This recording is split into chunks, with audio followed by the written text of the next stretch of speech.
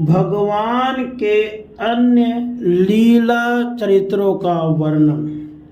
उद्धव जी कहते हैं, इसके बाद श्री कृष्ण जी अपने माता पिता देवकी वसुदेव को सुख पहुंचाने की इच्छा से बलदेव जी के साथ मथुरा पधारे और उन्होंने शत्रु समुदाय के स्वामी कंस को ऊंचे सिंहासन से नीचे पटक कर तथा उसके प्राण लेकर उसके लाश को बड़े जोर से पृथ्वी पर घसीटा।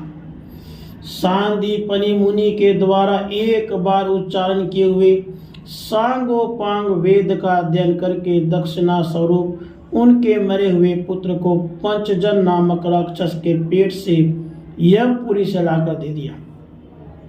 भीष्मक नंदनी रुक्मणी के सौंदर्य से अथवा रुक्मी के बुलाने से जो शिशुपाल और उनके सहायक वहां आए हुए थे, उनके सिर पर पैर रखकर गांधर्व विधि के द्वारा विवाह करने के लिए अपनी नित्य संगिनी रुक्मणी को वे वैसे ही हरण कर लाए जैसे गरुड़ अमृत कलश को ले आए थे।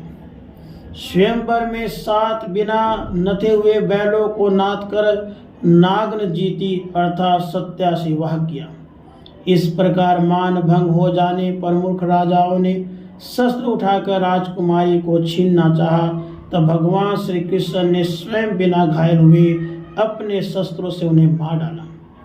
भगवान विषयी पुरुषों की सी लीला करते हुए अपनी प्राण प्रिया सत्यभामा को प्रसन्न करने की इच्छा से उनके लिए स्वर्ग से कल्प वृक्ष उखाड़ लाई। उस समय इंद्र ने क्रोध से अंधे होकर अपने सैनिकों सहित उन पर आक्रमण कर दिया, क्योंकि वह निश्चय ही अपनी स्त्रियों का कीड़ा मृग बना हुआ है।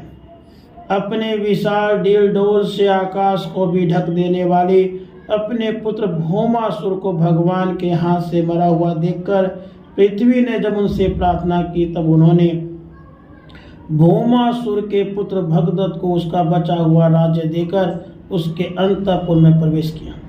वहां भौमासुर द्वारा हर का लाई हुई बहुत सी राजकन्याएं थी। वे दीन बंधु श्री कृष्ण जी को देखते ही खड़ी हो गई और सबने महान हर्ष, लज्जा एवं प्रेम पूर्ण चितवन से तत्काल ही भगवान को पति रूप में वर्ण कर लिया। तब भगवान ने अपने निज शक्ति योग माया से उन ललनाओं के अनुरूप जितने ही रूप धारण कर उन सबका अलग अलग महलों में एक ही मुहूर्त में विधिवत पानी ग्रहण किया। अपनी लीला का विस्तार करने के लिए उन्होंने उनमें से प्रत्येक के गर्भ से सभी गुणों में अपने ही समान 10-10 पुत्र उत्पन्न किए।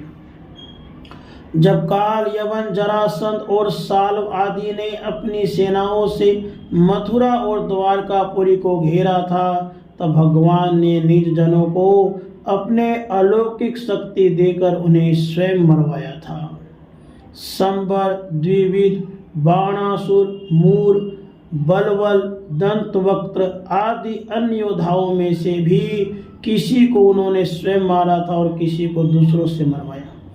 इसके बाद उन्होंने आपके भाई धृतराष्ट्र और पांडु के पुत्रों का पक्ष लेकर आए हुए राजाओं का भी संहार किया, जिनके सेना सहित कुरुक्षेत्र में पहुंचने पर पृथ्वी डगमगाने लगी थी।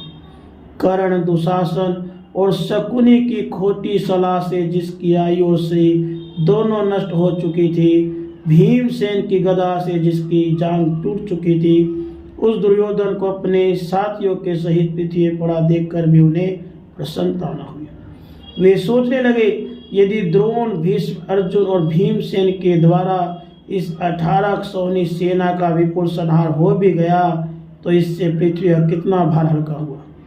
अभी तो मेरे अंश रूप प्रद्युम्न आदि के बल से बढ़े हुए यादवों का दूसरा दल बड़ा ही हुआ है। जब वे मधुपान से मतवाले हो लाल लाल आंखें करके आपस में लड़ने लगेंगे, तब उससे ही उनका नाश होगा। इसके सिवा और कोई उपाय नहीं है। असल में मेरे संकल्प करने पर वे स्वयं ही अंतर्धान हो जाएंगे। यूँ सोचकर भगवान युधिष्ठिर को अपने पैतृक राजगद्दी पर बैठाया और अपने सभी सगे संबंधियों को सत्पुरुषों का मार्ग दिखाकर आनंदित किया। उत्तरा के उदर में जो अभिमन्यु ने पुरुवंश का बीज स्थापित किया था, वह भी अश्वत्थामा के ब्रह्मास्त्र से नष्ट सा हो चुका था, किंतु भगवान ने उसे बचा दिया। उन्होंने धर्मराज युधिष्ठिर से 3 अश्वमेध यज्ञ करवाए और वे भी श्री कृष्ण के अनुगामी होकर अपने छोटे भाइयों की सहायता से पृथ्वी की रक्षा करते हुए बड़े आनंद से रहने लगे। विश्वात्मा श्री भगवान ने भी द्वारकापुरी में रहकर लोक और वेद की मर्यादा का पालन करते हुए सब प्रकार के भोग भोगे, किंतु सांख्य योग की स्थापना करने के लिए उनमें कभी भी आसक्त नहीं हुए। राधे कृष्ण।